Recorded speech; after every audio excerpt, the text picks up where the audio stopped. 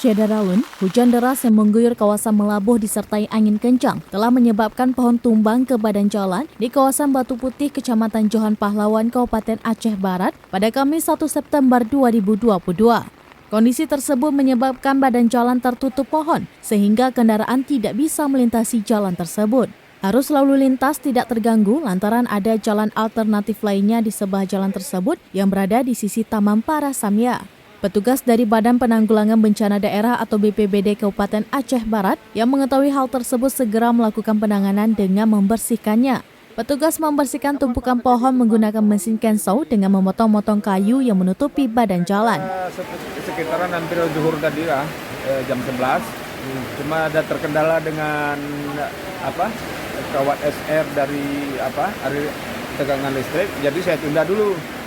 Setelah saya laporkan ke PLN, insya Allah sudah ditangani, baru bisa kami kerjakan. Itu disebabkan oleh angin kencang dan hujan deras dari beberapa hari. Dari Aceh Barat, Sa'dul Bahri, Serambi On TV.